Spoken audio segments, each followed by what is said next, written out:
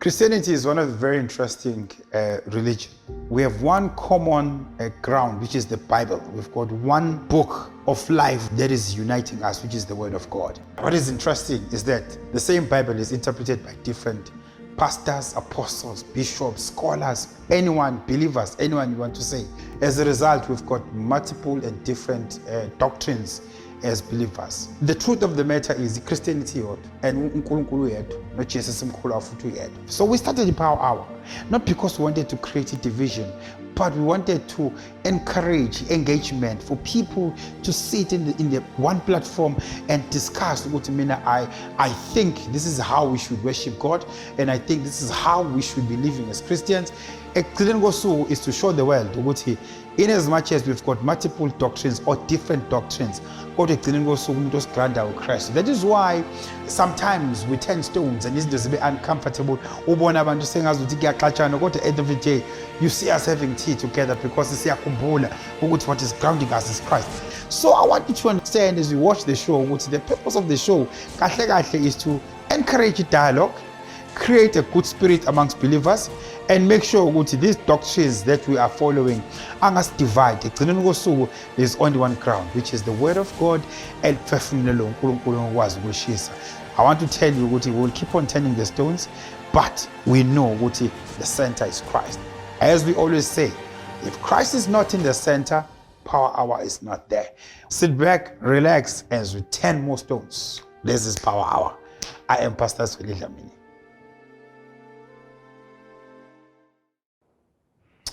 Welcome to Power Hour. Wherever you're watching this from, amen. Special greetings to all of our followers. Our leaders, the Bishop, Lady Bishop, and the whole family. Everyone who's supporting us, amen. It's a wonderful day. For once again giving us the opportunity to meet again in this program. For our visitors ethu esonteli phelile la khona kade sidingida indaba esematheni neshisa kulezi insuku. Siyabonga kakhulu kumfundisi Lungi umfundisi ubonga Hadebe kanye nomvangeli uSikakhani. Sibonge kakhulu for ukuthi basivakashele. Siyabonga nakuma viewers ethu for ama comments and suggestions that are coming. Yabona ukuthi kona wonke ama social media platforms ama comments ayangena awayekile. So siyabonga kakhulu. Namhlanje we've decided ukuthi no, itopic yethu asiqhubeke nayo singayimisi. Siyanpheka yona le topic yokuthi abantu banqunyelwane emasontweni noma ukunqunywa kusayinto efanelekile yini. Namhlanje ke sibize noma sivakashelwe ezinye izinceku zikaNkulunkulu.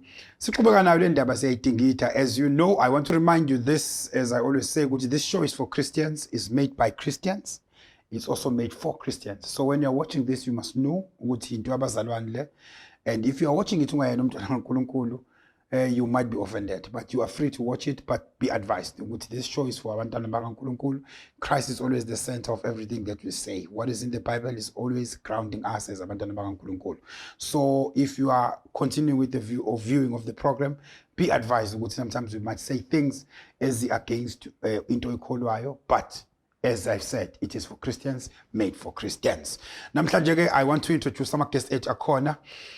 Si no baba Bishop SP Ndlovu. Asibingelele Bishop. Asibingelele mfundisi uDlamini, sibingelele kubalandeli balolu hlelo egameni lika Jesu. Amen. Amen. Siyabonga baba ukuthi ukhona. Sesilandeni namanje. Sizobona ukuthi isithathu sibeka kulento namhlanje.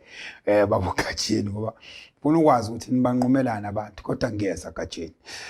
Siphinde futhi sizoba nompostoli uNCANANA. Asibingelele mngani wami, sibingelele. Siyabingelela mfundisi uSiba, sibingelela nabalaleli bonke nabalandeli bonke be Power Hour. Hayi kulungile mfundisi, siyabonga.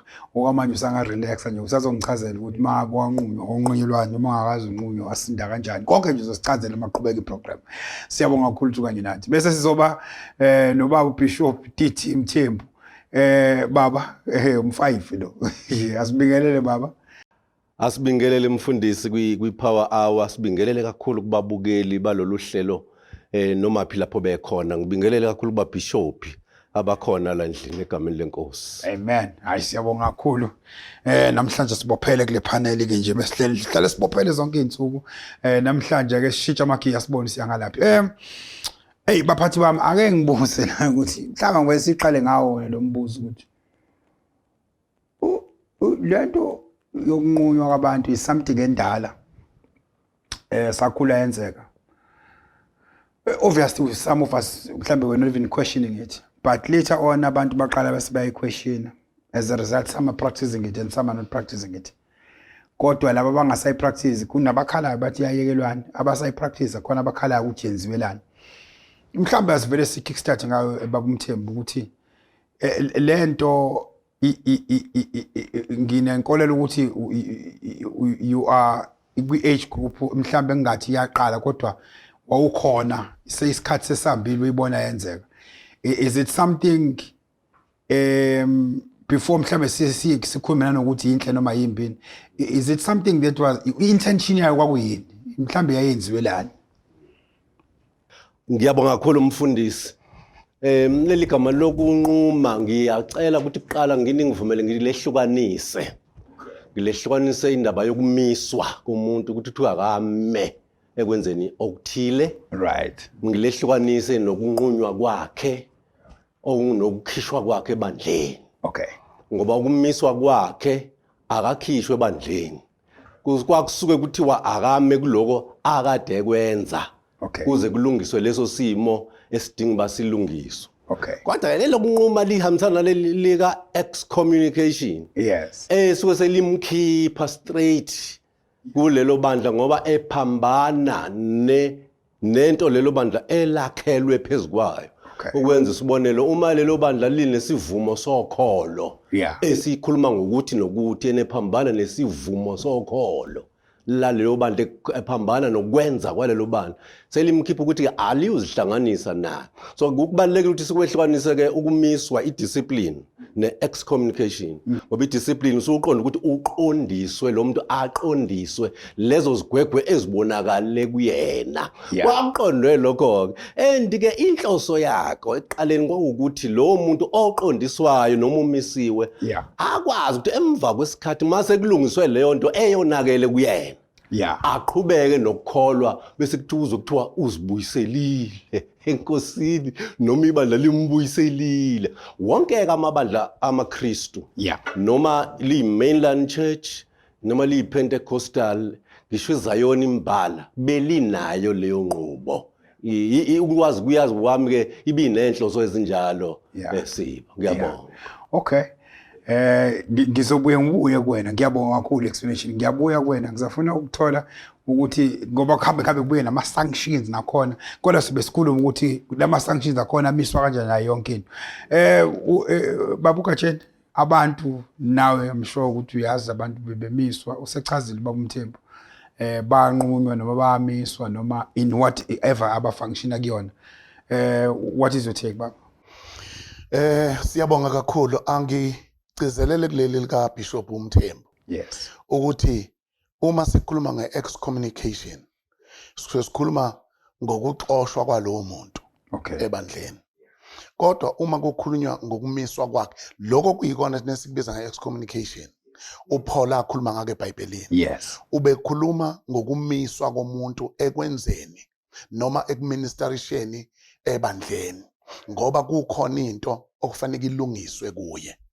Inhloso yayo bekuwukuthi 1 umuntu akabhekane nalento okuyiyona engalungile. Right. Abone futhi ububi bayo.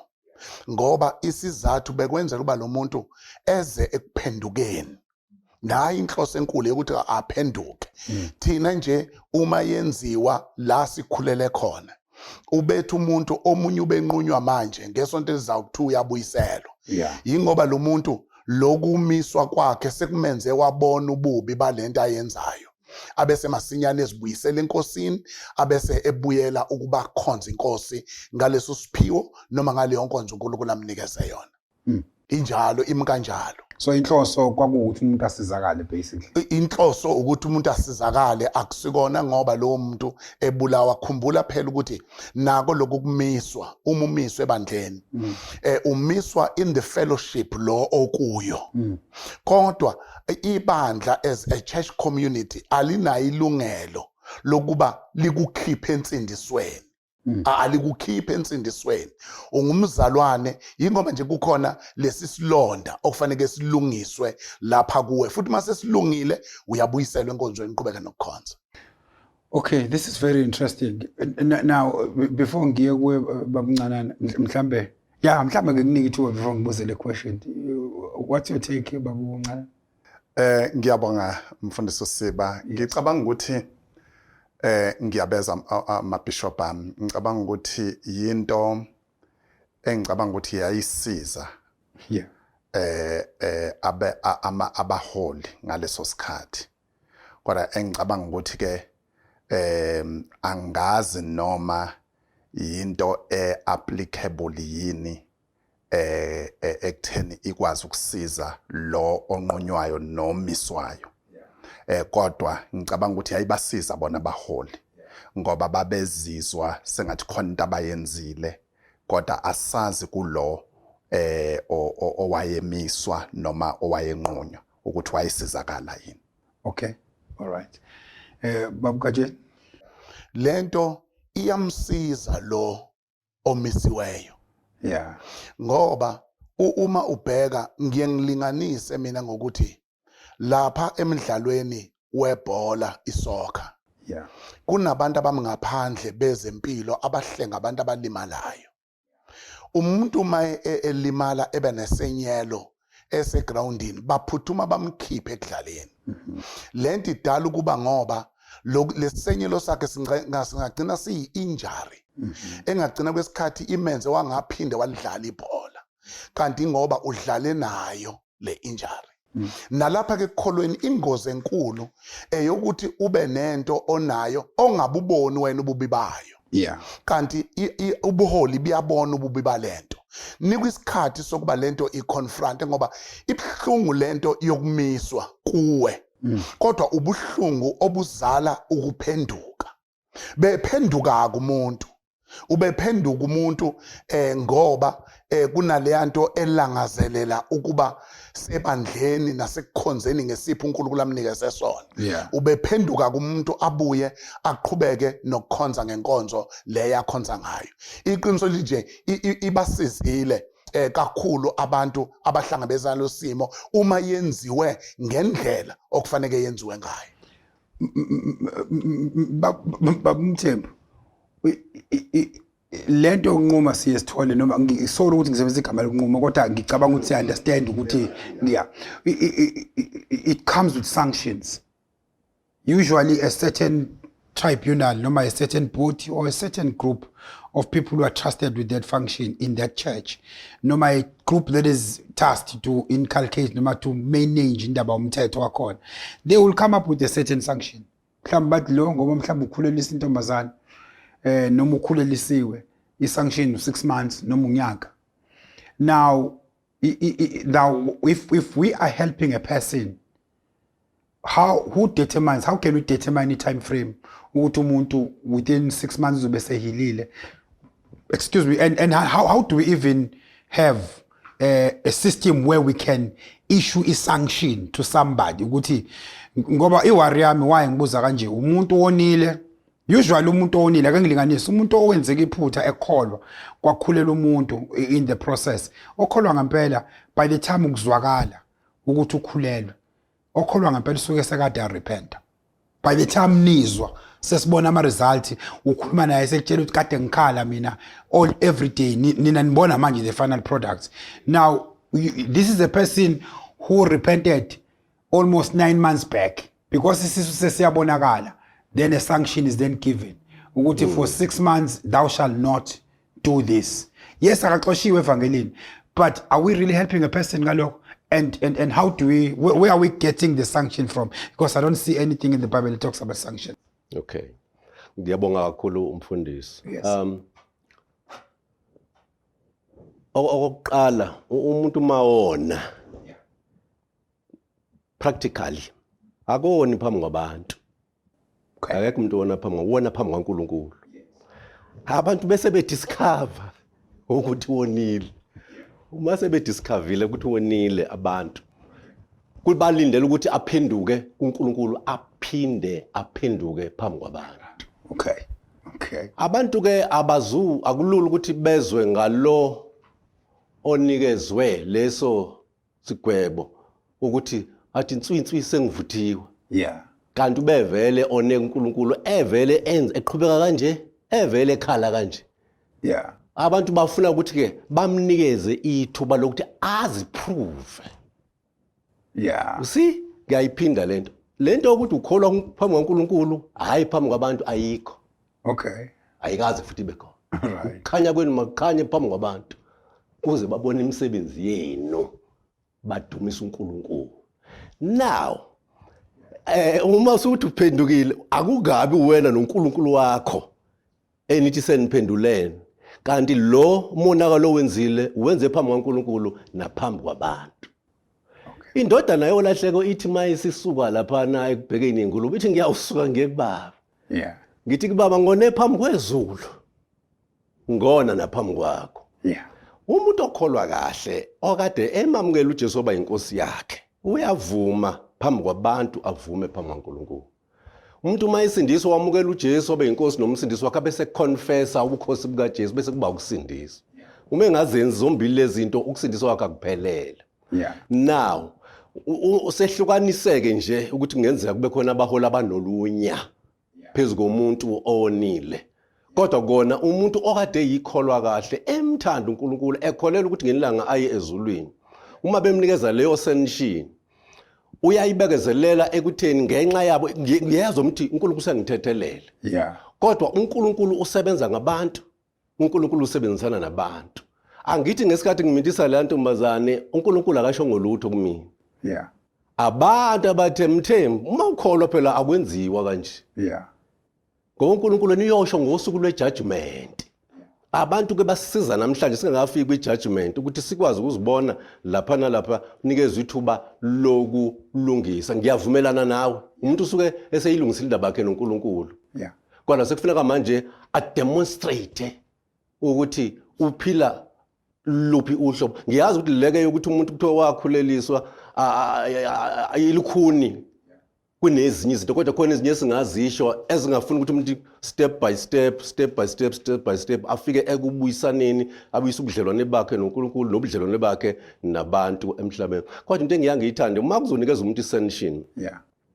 Kuhle anikezwe imentor ezohamba naye all the way. Amanye amabandla athi umkhokheli. Yeah. Ozohamba naye all the way. Emsiza, emuzwa, ahlambuluke kuye.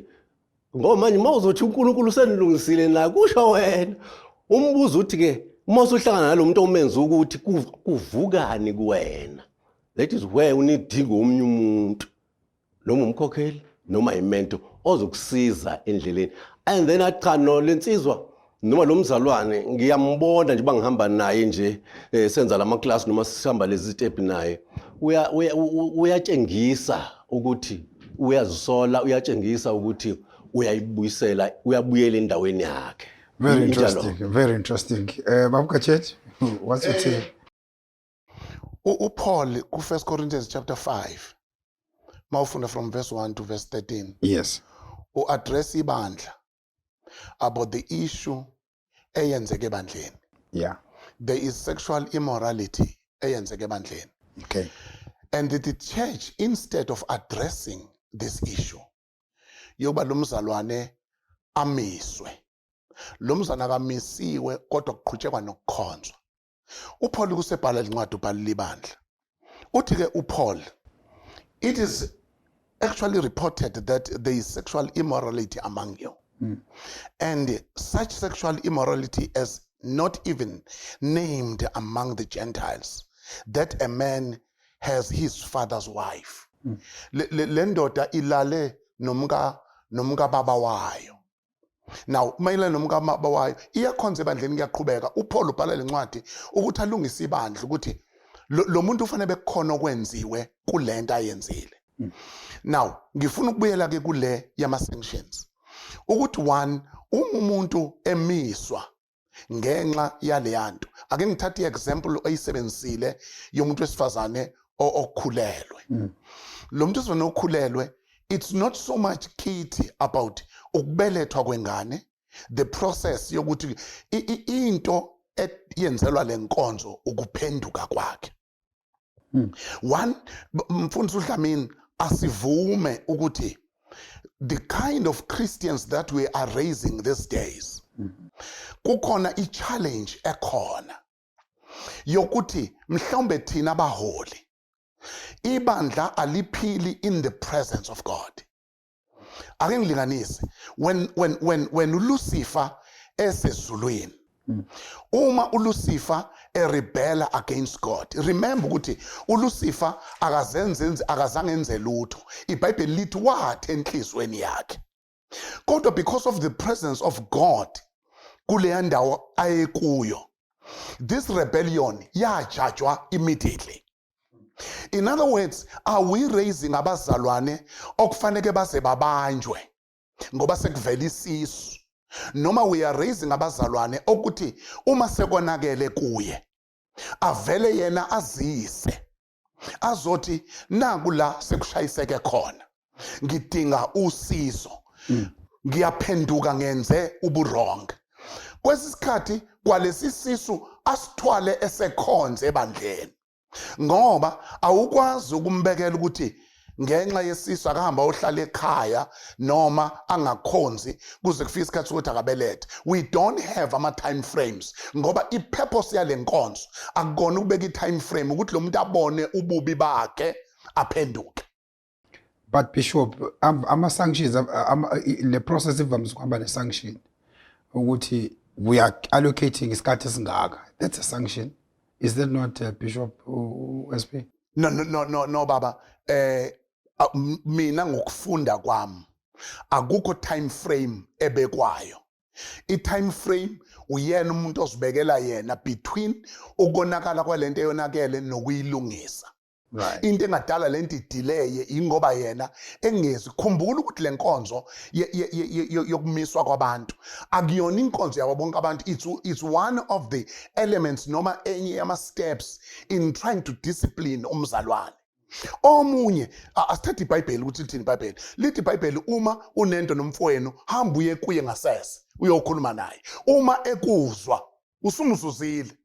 There is no need for sanctions. Umzuzile iphelile indaba iphele in private phakathi kwakho nomfowenu. Kodwa uma engakuzwa thatha omunye noma babili niye kuye. Uma enizwa futhi nalapho lo muntu senimzuzile, there is no need yokuba nizomisa phambi kwebandla. Into emletha phambi kwebandla ngoba engaphenduki kuona wonke lama steps abeseke zomiswa phambi kwebandla. Sekuthiwa kunodaba olunje bazana nesibhekene nalo naphambi kwebandla afike angaphenduki lo mzalwane bese kuthiwa ke akabe njengowezizwe. Yeah, interesting. Ukunqunywa. I-challenge enkulu ngalezi ndaba esikhulumayo ukuthi sikhuluma imikhuba yamabandla, asikhulumi ama principles asezwini likaNkulunkulu. Okay. And i-challenge ngaleyo nto ukuthi ibandla nebandla linenqubo ethile. Yeah.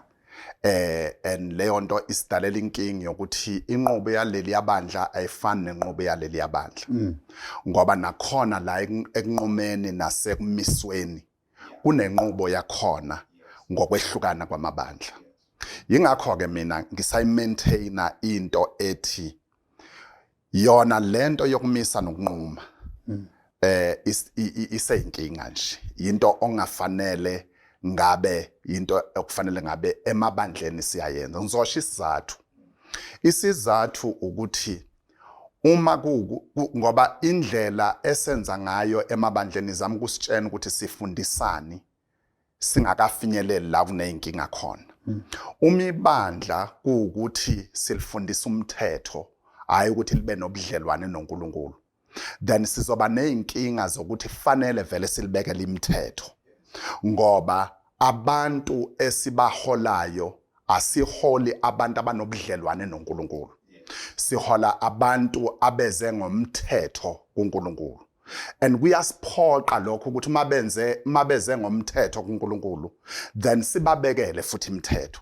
Yingakho ibandla nebandla lizo end up libeka imithetho kubantu. Kanti umsebenzi wale fivefold ministry is to equip the saints. And Ephesians nje usho njalo is to equip the saints. Ngamazwi umsebenzi kaMfundisi ngoba lento njengoba ngishile ekuqaleni babusiba ngathi lento inokwenza neego yabaholi. Inokwenza ukuthi ijabulise nje ukuthi umholi ukwazi ukumisa umuntu. Kodwa kahle kahle uma sihola amakholwa ane relationship noNkulunkulu sizoba nekholwa elizothi uma lonile liphenduke ngesikhathi lona. And two, mhlambe singabuka lezi zinto zezisu nani ama result lawo ukuthi vele umuntu kudala wona. Yes. And ukuthi ubonwa abantu noma ubonwa yibandla angiboni kubalekile kakhulu. Ngoba what is important here ukuthi lo muntu fanele abe nobudlelwane noNkulunkulu ngoba umeke waba nobudlelwane noNkulunkulu into esinesho ngayo ukuthi asikwazi kumgada. Yeah. Ngoba unobudlelwane noNkulunkulu. Ngishonile asikwazi ukinterferisha nokutemperisha nokona kwakhe because vele lo muntu unobudlelwane obuhealthy noNkulunkulu. So i-challenge ke iba la ekutheni umuntu onobudlelwane noNkulunkulu sifise futhi ukumbekela umthetho. Uthola ukuthi lo mthetho awusizi again ngoba umuntu onqunyiwe uzothi namhlanje babusiba ningibona manje ngoba sengikhulelisile but kade ngilala. Yeah, kade ngilala anikaze nakubona lokho. Yes. So anikaze nangimisa ngilala. Why ningimisa ngoba sengikhulelisile? Is the same girl kade ngilala nayo ukuthi njengamanje namhlanje size yathola isisu. Therefore leyo nto isibeka kuyiposition yokuthi asazi kahle ukuthi senzani uma sithi simisa umuntu ngoba sisazi isono thina ngalesikhathi sesibona kanti isono iBhayibheli nje lithi uma ukuwacabanga nje usonile. So kunezono ke siyazi ukuthi kunezono engaphakathi kunezono engaphandle. Angifuni ukungena kakhulu kulokho kodwa ngizama ukuchaza ukuthi khona izinto esithi sithi siyayivika sivike kanti vele zonakela. Ngicela ukwenza example nje yokugcina. Example yokugcina ukuthi uma ingane yakhe ekhaya ungeke uyi-equipe ihambi yevarsity noma iye la iyakhona. Yeah. Then ingekho well equipped ukuthi ikwazi ukumelana nazo zonke izimo zalapha ngaphandle. Une problem yokuthi noma ingafika ngo6 lo oyibekela umthetho ukuthi ifika ngo6 izofika ngo6 silalile nomfana. Yeah. So ngamamazwi ukuthi abantu baye esontweni thina sinenhlanhla ngokuthi abantu bayeze esontweni kodwa into important akusikhona ukuthi beze esontweni ukuthi fanele babe nobudlelwane noNkulunkulu. Very interesting. Baba MTHEMBU ngiyabona ukuthi ufuna ukubeka la. Yeah. Sikhuluma ngama practicals. Yeah. Si practical. Into esikhuluma ngayo sikhuluma ngokuthi ke umonakalo uma sewukhona akube khona into enziwayo ngawo ukuze ukuthi ku restoreishwe lo mntwana kaNkulunkulu. Asikwazi ukuthula sithi uyazana noNkulunkulu nala sibona khona ukuthi singamsiza. Incwadi efundwe umbishop uGatsheni umpostoli Paul uthethisa ibandla laseKorinti. Ngoba lento esho bamncanana ibandla laseKorinti ufuna liqhubeke nalo muntu odila nabafazi enkonzweni lingenzi lutho. Lizithulele ngoba ikhona igrace izobona igrace ukuthi yenzani ngayo. That is not practical, that's a theory. Yeah. Thina sikhuluma ngokuthi akusho thina. Yeah. Kusho nabapostoli. Esihambe inyathelweni zabo ukuthi uma kukhona something a question number bishop. A question number bishop before ngithethe Baba Gatsheni ile ukuthi if somebody is doing something wrong bese yasindiswa simvumisa uJesu siyamkhulekisa amukela uJesu phambi kwabantu emva kwaloko sesindisiwe siyakholwa. Angithi kuba kanjalo iprocess iba kanjalo immediately sewumntana kaNkulunkulu lo muntu asadinge verification ngoba usemukela uJesu yakholwa Now uma kwenzekile wenza mistake wangabanjwa wabuyisana noNkulunkulu akezi kumfundisi buyisana noNkulunkulu yena yedwa kwakathi sengonile baba abuyisana noNkulunkulu sekuqondile futhi kuyaqhutshekwa. Then are we not playing a role of God? We were now creating a breach between a human being and God. Yokuthi sekukhona manje a certain guy or a certain member of the church who now has the authority of determining ukuthi umuntu, because asikhuluma iqiniso kunabantu abasindiswa because ebona intombi yakhe isindiswa. Thina sijabulela ukuthi usindiswe nentombi yakhe. uNkulunkulu yena osuke ebona lo muntu awasindisiwe ubenzela intombi yakhe. Kodwa thina celebrate ukuthi usindisiwe. I-capacity yokuthi sidetermine lo over a period of 6 months or a year ukuthi ngempela serious, are we not creating a breach, i-breach esazi ukuthi lo-Kristu? Are we then not creating another breach?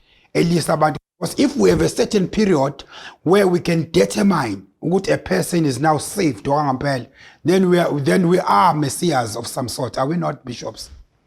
Babu Dlamini, ngicela ukungena. One, uPaul mebhala la ubhalile ibandla. uJesu mayekhuluma la ukhuluma nama-disciples akhe. Lento esikhuluma ngayo sikhuluma ngento eyenzeka phakathi ebandleni, yenzeka kubazalwane. Yeah. Leli likaBishop MTHEMBU lithi asikwazi ukukhuluma into esingayazi. Sikhuluma ngento uPaul la mebhala leli bandla uthi kufikile kuye.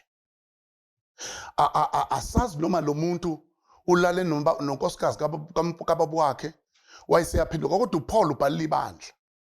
Now as a church we have a responsibility, as a church, the body of Christ, unless bazalwane we are becoming an organization of some sort la kuthiwa khona anything goes. It cannot be. Umsebenzi wethu as a leadership, one is to set an example for izimvu. Number two, eyokuthi umimvu uthi Jesu njengomalusi omuhle uma kukhona yodwa that goes astray ngishiye zu-99 ngilandele le yodwa. Now uma elandela le yodwa ikhona into ayifundisa lezi zu-99 ngokulandela le yodwa. That is why iBhayibheli kwesikhathi lihamba lithi umuntu owonayo akasolwe phambi kwabo bonke ukuze balulekwe bonke bafunde bonke. In other words, into ekufanele siyazi sine responsibility yomunye nomunye. Angeke umzalwane enze into la iBhayibheli linezinto elisitshela zona zokuthi abantu, you'll be surprised ukuthi abantu abenza lokhu nabenza lokhu nabenza lokhu kufanele ibandla libe nezwi elilishoyo. Ngicela ukubuza umbuzo, uma kungase enkonzweni kukhulelwe ingane and the church libe quiet about that, are we not setting an example yokuthi nenye ingasikhulelwe? Kodwa uma kukhona okwenziwe ukusiza le, khumbula ayijeziswa. The purpose of this is restoration, yokuthi ayibuyele ikhonza uNkulunkulu ngobumhlophe benhliziyo. Kodwa njengoba kukhona lento eyenzakele ayilungiswe iye kuNkulunkulu iphenduke. Ngiyayizwa lo kuphenduka ukuthi mhlawumbe uphendukile la iphenduke khona, but phela uzosho uma ifika into ukuthi hayi baba lana sengikhale ngaphenduka kuNkulunkulu nani. And that is it, ngoba into esiyifuna uthina ukuphenduka komuntu. Into engafunakali eyokuthi umuntu akahambe nalento yakhe as it is happening today. Abantu bazabela nezinto zabo, bayishumayela nezinto zabo, bahamba nezinto zabo, and nobody is saying anything about these things. And in the process of that, lento i-reputation of the church, who we are as a church, njengamanje i-nature yethu i-compromised. Si-compromiswa ngabantu that are in the church but abangeke bakwazi ukuphenduka ekwenzeni kwabo, benza lezi zinto zigcina ziyi-lifestyle yakho umuntu. It cannot be. Our lifestyle, i-standard sakhona is Jesus Christ. So asikwazi ukuthatha i-standard komunye umuntu. As a church, one of the things engizibone ebandleni ezenzakele ukuthi we've got no backbone. We are cutting the word of God to fit into the lifestyles zabantu.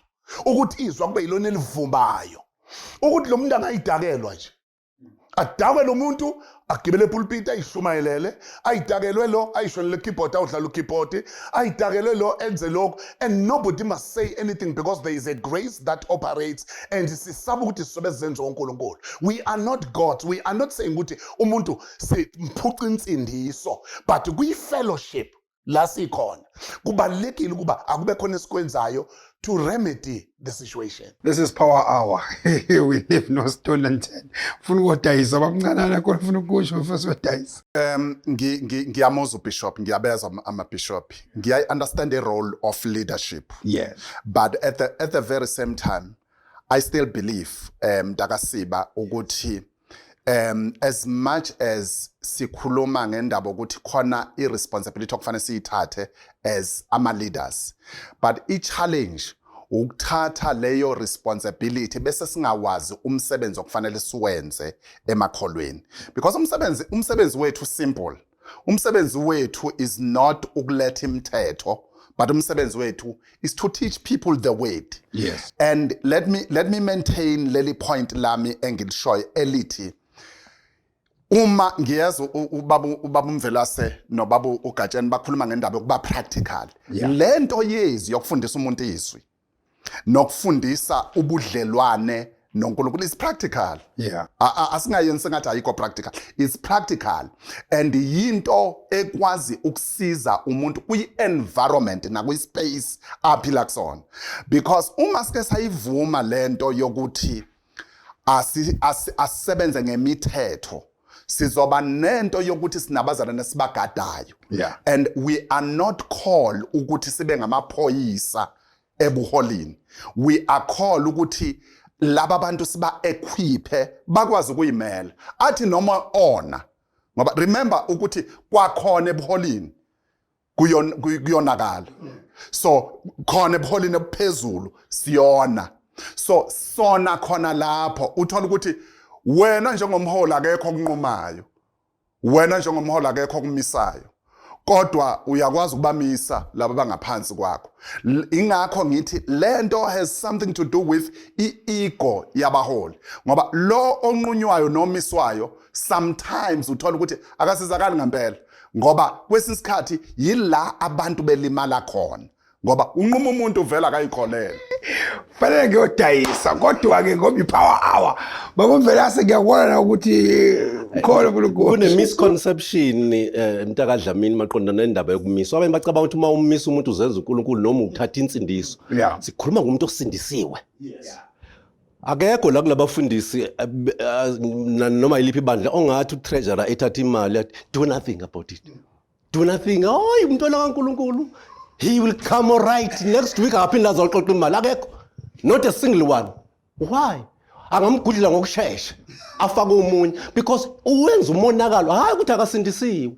We are dealing nabantu abasindisiwe sisiza umuntu osindisiwe ukuthi aqhubeke kahle ekusindiseni kwakhe kungabi nephunga ukusindiswa kwakhe nenkolo yakhe. I believe babishop bami ukuba uJudas Iscariot waqondiswa early wengeka commit suicide. I believe ukuthi kodwa ngikho lapha waqala kudala uJudas Iscariot entshontsha imali ebandleni. Yeah. Ungacabanga ukuthi uJesu wayengafundisi. Yeah. uJesu wayefundisa abafundi bakhe but phakathi kwakhe unoJudas Iscariot eganga kodwa uJesu ephethe grace nemfundiso. Umuntu is a human being odinga ube alungiswe endleleni one day. Thank you. This is power hours yaphenduka hlangana amabishop bishop SP. Yes sir. Ensimini yaseyideni. Yes. uNkulunkulu had a relationship with Adam. And uNkulunkulu kwi-relationship yakhe no-Adam ubanikeze i-provision ensimini wabashiya khona wayebaseshiya nomyalo othi dlanini ningadli. Unayo i-relationship noNkulunkulu Adam kodwa when the serpent came into the picture ifike yamphambanisa Eva wagcina uAdam edle against izwi likaNkulunkulu enobudlelwano noNkulunkulu. Yeah.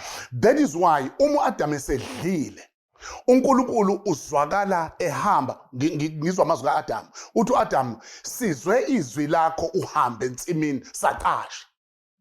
Now uqashela umuntu akade naye izolo akade naye namhlanje ekseni kodwa usemcashele ngenxa yento ayenzileyo. Now iBhayibheli ke asibukeke uNkulunkulu uthi Adam udlile yini? uNkulunkulu uyofuna irepentance. Udlile yini Adam? uAdam uthi ilomfazi udlala umdlalo weblame shifting. uNkulunkulu therefore he takes a step so ukuthi alungise lesisimo. He cast them. 2, he drove them out of the Garden of Eden. Are we saying ukuthi uNkulunkulu was wrong by doing that? He should have left to Adam to be in the garden la kukhona nomuntu wokuphila ukuthi uAdam adle in a state sokuwa ayodla emthini wokuphila. Kodwa Bishop kwangesona isikhathi phela lesikhathi sikusona manje uNkulunkulu akasasibulali. Angithi the fact that siyabanquma is because some of them benza izinto ezazobafe kudala. You see, uNkulunkulu has not changed. God is the same yesterday, today, and forever. But the grace, ikhona is very, there's so plenty of grace. But uNkulunkulu uthe ibandla lakhe alihambe ngendlela ethize ezokwenza ukuthi ibandla liwumuzi njengomuzi awusengithatha isikhathi sikampostoli kodwa ibandla liwumuzi. Umuzi kaNkulunkulu ufanele uphathwe ngendlela ungafani neshiphi. Ubona lapho kumuzi ubona ishiphi nomehluko. Ngiyabonga Pastor uNCANANA sesiya kodwa ngiyalizwa iverse eliquotwa uBaba uGatsheni. Kunamavesi amabili awaquotile ngwaye ngamasibomo kodwa ngifuna ukuza kuleli lokugcina aliquotayo. Uma uAdam uNkulunkulu is an omniscient God, uNkulunkulu obonayo. uNkulunkulu okwazi ukuba seyindaweni zonke ngezikhathi zonke. And uNkulunkulu akusho ukuthi akambonanga uAdamona. So lento yokuthi uNkulunkulu abuza uAdam ukuthi udlile yini ngicabanga ukuthi is not because uNkulunkulu wayengazi. uNkulunkulu uNkulunkulu obonayo. uNkulunkulu akasuka waya lithi iBhayibheli wayehla ngesikhathi esithile njalo ngesikhathi esithile ezohlangana noAdam. And mhla uAdamona akajampanga amafence uNkulunkulu. Walinda isikhathi abahlangana naye noAdam. So ngamamazwi akum-affectanga uNkulunkulu ukuthi njengamanje uAdam uyona fanele ngenze njani. uNkulunkulu nje wathi there is a time engihlangana naso noAdam because une relationship uthemba kakhulu ubudlelwano. Umefika uNkulunkulu kule position abahlangana kuyona kamfici. So uma ngamfici kule position uNkulunkulu usethi ke Adam where are you? Yabo usembuza uAdam umbuza uAdam akesifakela yini edala uAdam wangaya. uNCANANA interpreta ukuthi uAdam akayanga la behlangana khona noNkulunkulu. Yini yadala uAdam wangaya? Uyena uAdamoni la kusiyana uNkulunkulu. Ngisho kona ukuthi yini yadala uAdam wangaya? Uyena uAdam nesono sakhe. uNkulunkulu ubembonile uAdam. He still had to test i-ability kaAdam to honor up. I-ability kaAdam yokuthi athi baba njengoba sicashile kwanje udlile yini? Yebo ngidlile. Ngi-interpreter ngifuna ukuyifaka le interpretation. In actual fact asikho isikhumba esitholakala kungahlatshwanga isilwane. My mind tells me ukuthi ensimini yase-Eden sahlatsha isilwane kodwa safihlelwa igazi ngenxa uAdam akaphendukanga wambathiswa isikhumba. So in other words fanele sazi ukuthi sine damage esiyenzayo kumuntu uma engasilethi phambili asivume aphenduke kuso. Bishop ngicela ukubuza just for clarity. Yeah. Umuntu olalayo ngongamthetho ikhulelwe intombazana bese eza phambili kuwena athi Bishop ngilalile angazi noma ukhulelwe intombazana noma akhulelwe kodwa ngithi angikwazisi ukuthi ngilalile. Then akekho wazi ukuthi kulaliwe. Wenziwa njani lo muntu uyamiswa? Angithi ke manje sikhulume nge-repentance, ukuphenduka. Yes. Ukuzotshela mina kusuka ukuphenduka. You are just telling me a story. No, mhlamba ngede baba. Athi baba sesengixolisile uNkulunkulu ngayibuyisela, ngibona into engiyenzayo wrong. Sengithi angizosho nakwena ukuthi ngenze nali iphutha ngalala nosibani bani. njengamanje asazi noma ukhulele noma akhulele kodwa nje ngithi angikwazisi I-process ke practically process uma ifika esho njalo one kufanele awuvela uthatha umuntu yomisa umuntu umiswa emva kwemhlangano kuhlalwa naye kuza into abuyiswe. In other words, my next step uma kufika umuntu wesilisa esho njalo kumina baba ngilalile sengiphendukile kanjani intombazana siyibone sizwe ngoba asazi umonakalo. Khumbula ukuthi lento ayithinti yena yedwa ithinta yena yedwa njengomzalwane kodwa kunomunye umzalwane okhona la ebandleni esingafanele simtreat as though akekho kukhona lo yedwa. Isiyangiphoqa ukuthi nalo wesifazane asimsondeze sizwe kuyena and sibone ukuthi yena umiphi la emikhona. Lo uphendukile siyavuma mayethu uphendukile sitshela uphendukile siyavuma kodwa kunomanokalo omunye ongase kwenze ukuthi ukhona. Lo kodwa iquestion yami ukuthi lo oseyilahla yena uyamiswa yini noma ngabe intombazana ayivumi. Are we then saying we are tying two people into a case so that we can pass judgment on both of them? Noma we dealing with this person uthi mina ngiyazilahla mina untombazana engilalela ngisho angangasondela kodwa mina ngiyazilahla ukuthi ngenza iphutha akekho okhulelwe baba kodwa nako akaveli sisu ukwenzeke namhlanje ufika kusasa. I-question nami ukuthi uyamiswa yini mhlawumbe uthi ngicela ukusiza lapho ngokucover izinto ezimbili yileyo oyishoyo nale eshiwe ubaba uMthembu. Yes, ukuthi uma singabaholi fanele sibe consistent, right? So nge procedure esuke siyisebenzisa. Yes, se uma kuukuthi lo muntu uze kumina usevumisona fanele ngabe ngiyamnqoma, but angikwazi ukumnqoma. Why? Ngoba ngiba nento ukuthi into yethu angithi ayibona lento ngilokhu ngiyigcizelela ukuthi lento ine ego ngabaholi ifuna sengathi umhole ngaba right. Ubaba uMvelase ukhuluma ngendaba ukuthi uma umuntu entshontshe imali asimiyeki nje aqhubeke. Fanele sicabange ukuthi umuntu uma umbeka ezimalini umbeka ngoba umequiphile. Bese uyacabanga futhi ukuthi njengoba umbeke ezimalini umbeke njengekholwa ezimalini noma umbeke njengomuntu obhekelela imali. Ngizokuchaza ukuthi why ngisho le nto. Yeah. Asingabi nomqondo wokuthi bonke abantu abasenkonzweni bangamakholwa. Ngoba once waba nalowo mqondo then sizoba ne problem yokuthi sithatha lo yamuntu simbeka lapha kusasa sesiyamnquma. One asimtshenanga ukuthi uzokwenzani la. Sithatha umama nje ogude ezimalini samfake ezimalini kusasa usedla imali sesiyamnquma. Umuntu one relationship noNkulunkulu uma sikesa waxhumana noNkulunkulu uba nezinto azenzayo othola ukuthi azingidingi nami njengomholi. Sizoba nenkinga uma sizobeka imithetho ngoba leyo mthetho asizukwazi ukubalandela emakhaya. Kunabantu abagood in the church but they are not good in the families emakhaya. Ingane zabo ziyakhala umayemayo kodwa bagood in the church. So uma sike sahamba ngemthetho sangahamba ngerelationship sizoba namakholwa impress abefundisi. Uyazi babisiba ukuthi before amakhole benomkhuba ukuthi mehlangana nawe esendaweni compromise adle phansi abaleke. But uma umfundisi understandayo kuhamba wena mina ngiyakuvuma lokho mina nje mina engicashayo uma kuukuthi ngikufica ukuyiposition compromise. Why? Because nginento yokuthi angifuni ulahleke ngenxa yami.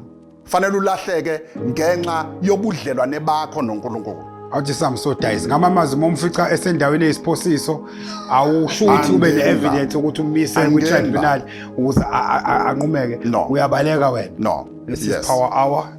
We'll see you just now.